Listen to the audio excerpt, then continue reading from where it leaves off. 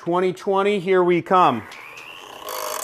2020 is going to be a great year for marketing because the economy is growing and regulations are falling and there's a lot of opportunity. People are more so than ever moving online. They just continue moving online. Internet usage continues to spike, and with the advent of the Internet of Things, now your refrigerator, your lights, your security devices, your entire home, your car is connected to the internet. People in third world countries are getting phones, getting smartphones, using more internet. It's on a wild ride, and it continues to go up with no sign of coming down anytime soon. 2020 for sure is going to be the best year yet if you're running some sort of internet business. Now, if you're doing digital marketing in 2020, you have a lot to look forward to.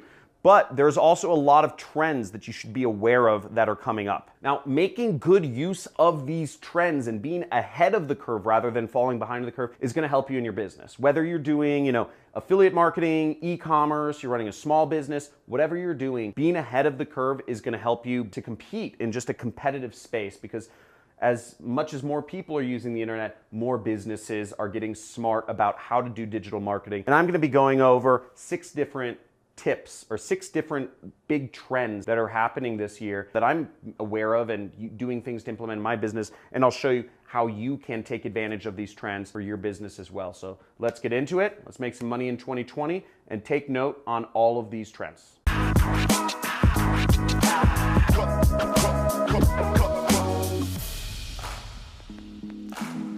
So the first big trend is the omni-channel approach. What does that even mean, right? An omni-channel approach means that if you're just relying on one marketing channel to drive your entire business, you should definitely start be looking into having more channels of marketing and having them all feed off of each other. Now, my main social channel is YouTube, but I take YouTube and I repost that content on other social channels as well. I have followings on other social channels. I have them feed into my email list. I have my email list feed into my YouTube channel or my Instagram or my Facebook group. I ferry people around between all of my marketing channels. Maybe, YouTube, Facebook, you have a Facebook group, and you want to be leveraging all of these different channels and having them work in tandem.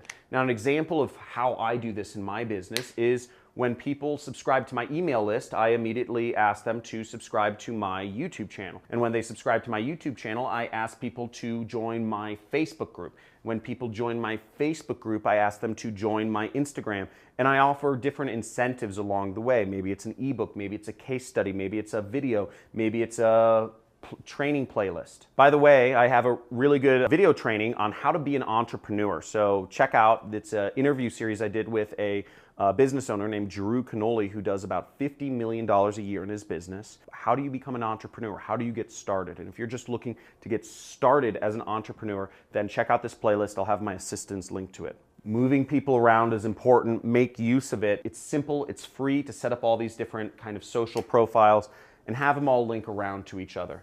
The more you can use that, the more you build an asset for yourself and the more you decrease reliance on any one particular marketing platform. For instance, Facebook groups are being promoted heavily by Facebook. That would be a really good thing to have this year. If you had been building your Facebook group in 2018 or 2019, that would be much more worthwhile moving into 2020. Similarly, if Google changes their algorithm for whatever reason, they sneeze and they're like, oh, we're going to change our algorithm, it would be beneficial to you and it would keep your business more stable if you had other channels such as YouTube or Instagram, etc., to reach consumers on. At the end of the day, reliance on any one marketing channel is very dangerous. Let's say Facebook is where you make the bulk of your sales. It doesn't hurt to help build some of those other channels just in case. Ooh, this is a sexy one, and something people aren't really talking about is voice search, okay? Voice search is surging. I think roughly 45% of Americans use voice search now, whether it's just, ordering something on your phone when you're driving, or whether it's you can actually talk some of the new cars that are coming out, you can talk to. Some of the new refrigerators and the microwaves are coming out so you can actually talk to them. You can talk to your security device. We have 4 Google Home Assistants in my household that we are talking to constantly. Hey Google, what's the weather like today? Hey Google, what time does Best Buy open? Hey Google, what are some good daycares around our area? No matter what, voice search is taking over. It's moving way up. It's growing very fast. And with the advent of all these virtual assistants, it's just going to continue to grow. These virtual assistants are super cheap. They're like 20 bucks now. So you really want to make use of that. Alexa, Amazon has their own Alexa. But voice search, one trend to understand is you want to make sure you're ranking for keywords that people speak. And oftentimes people speak really long tail phrases. They'll say, are there any restaurants open in Malibu right now that serve Chinese food? That's a really long search, right? But that's the type of stuff that people are searching for now. So search trends are changing because of voice search. So you have to keep that in mind for whatever you're doing to rank whatever sites you are, if you're doing SEO type stuff or whatnot. Now, CRO stands for conversion rate optimization. John, that sounds like a really boring, technical, long term that I'll never be able to put in my brain. No! If you're not doing conversion rate optimization, you're not a real marketer. I'm sorry, but you can do this very easily. The tool I suggest you do this with is ClickFunnels. So I have linked to sign up for ClickFunnels in the descriptions of this video. ClickFunnels allows you to split test your web pages. If you can make little changes where people will register for your email list more, or join your Facebook group more, or join your YouTube channel, whatever you're trying to do, you can test out different messages. Test out one video here and one video on this page.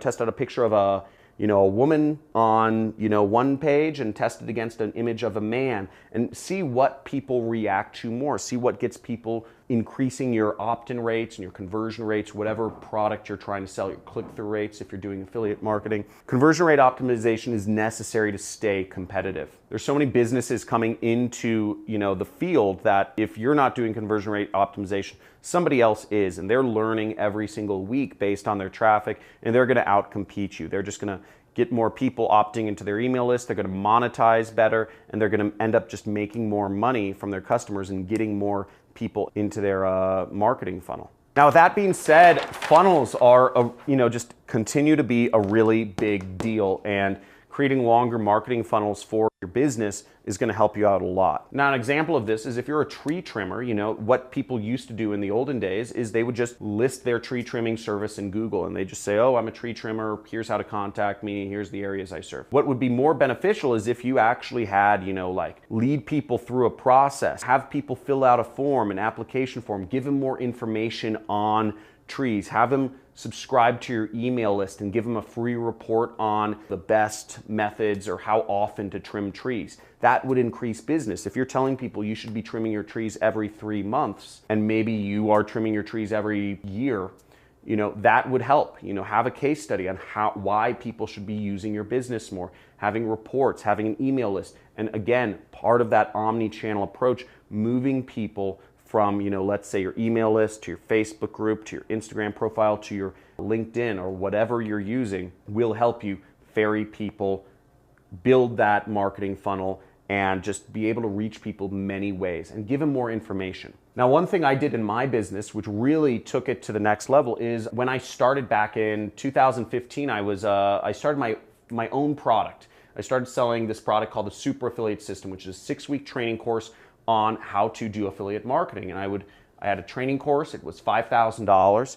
And what I did was I simply had a application form, and then I had a payment page, okay? So where people could pay me money. What ended up working a lot better than this is I started making it longer because I was getting a lot of traffic, but people had so many questions. So I had to make my funnel longer, and this ended up getting me a lot more customers. So I ended up having a short opt-in page, which explained the basics of what we offered. Then I moved it to an application, and then I moved it so that people could pay me. Pretty simple, right? So I added in an opt-in page so that I could give people a little taste of what it is that I'm doing. It would be a little preview video.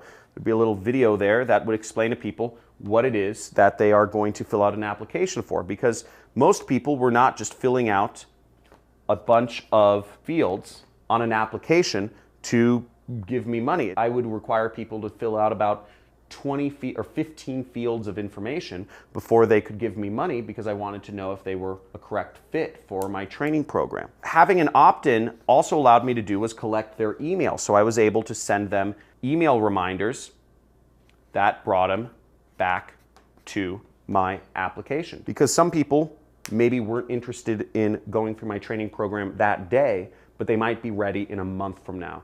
And if I kept reminding them, you know, they would want to be a student of mine a month later. This made me more money. Let's say I made $1 here, I would like double my money here. Now, what makes a lot more sense for somebody to become a student of mine is I created an even longer funnel. So now I have a opt-in page, I have a webinar, which explains to people why, you know, what the business model is of affiliate marketing, why they should do it, how it works, what you're doing each day, how much time it takes, what countries it's good in, can you use a laptop or desktop or a mobile phone or a tablet, what is the work, you know, what are the skills, what are the ways you can get a competitive edge. So I made my funnel a bit longer, and then once again, you know, I have the application and I have the page where you can actually join as a student. So this increased my conversion rate even more. And it also lessened the amount of customer support I had to do, or sales calls, or whatever it was, because people would always ask me questions, and this way I could answer all those questions. But the side effect is I could also reach a larger market because I'm explaining what my product and service is in a better way. Generally speaking, the more you can explain what your product or service is before somebody buys it, the more money you're gonna make. The longer your funnel is, the more money you generally make. Most people have way too short of a funnel. They don't provide enough information. The more information you can provide people in a congruent manner. The reason we use funnels is because if I were to put all of the information that I explain on the webinar and the application in one web page, it would be 100 pages long. It would be a book. But instead, I give people different decision points of whether to move forward or not. That's the beauty of it, is you're giving people at essential levels different decision points. And if this works better for you, you can think of it like dating. You're not gonna meet somebody, immediately take them out and go on a date with them, and then go on another date, and then go on another date, and then ask them to marry you.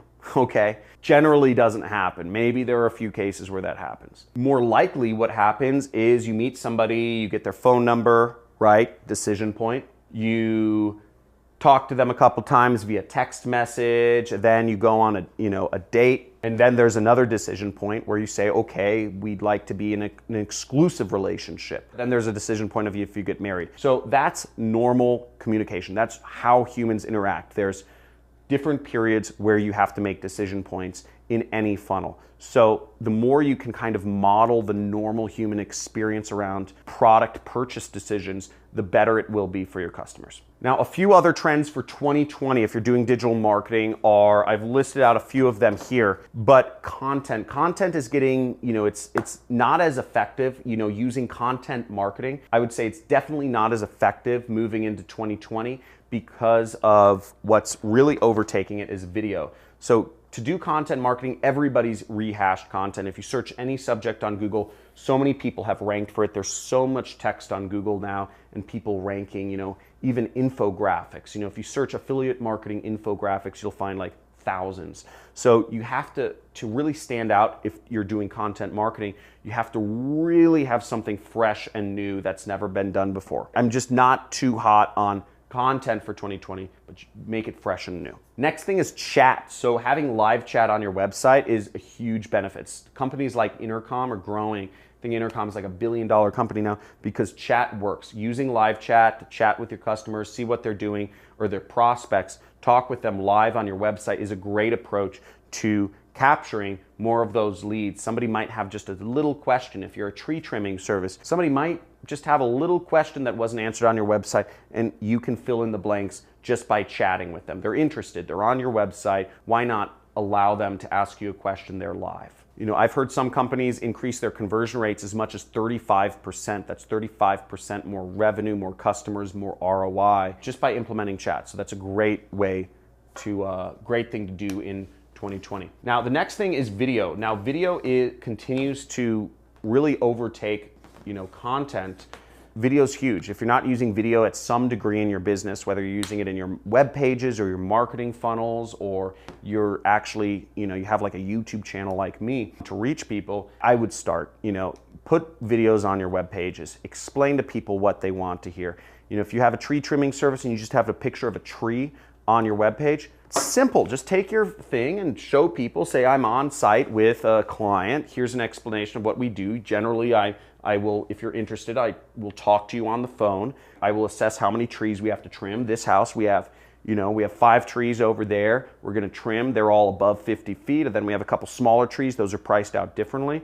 And it depends on how, I have to quote things based on how easy it is to reach them, how easy it is to climb them, etc. And you'll get a lot more business if you're using video, and it also gives people something to relate to. And last but not least is podcasting. Now, tons of people use podcasting, and over almost half of the people that listen to podcasts make an income of over $70,000 a year. So you have a very moneyed audience using podcasting.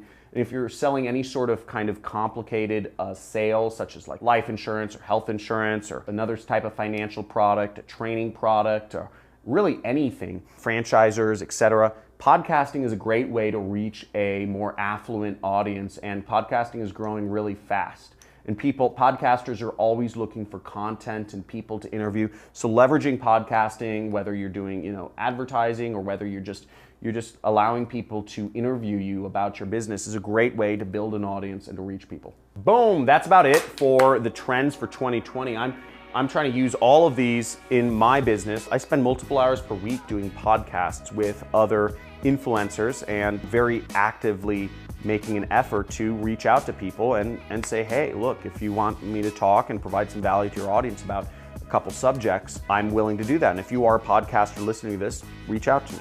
Obviously, I'm using video, we're using chat, and we're not really using content. I've really not been using SEO, but all of these things you can use for your business. Let me know what was the most interesting to you in the comments below. Was it podcasting, video, chat, conversion rate optimization, funnels, voice search, or an omni-channel approach? Let me know in the comments what was most interesting to you, and I will do a future video more specifically on that channel and how you can utilize it for your business. Make sure, as always, like this video if you got value. Subscribe to this channel to see daily videos on marketing and affiliate marketing and how to reach more people. And make sure you join the Money Club if you want to go a little bit deeper. It's $50 a month, and you can get some exclusive courses of mine. You'll get a free coaching call with one of the coaches that works with me, and I look forward to speaking with you in the future. Have a good day.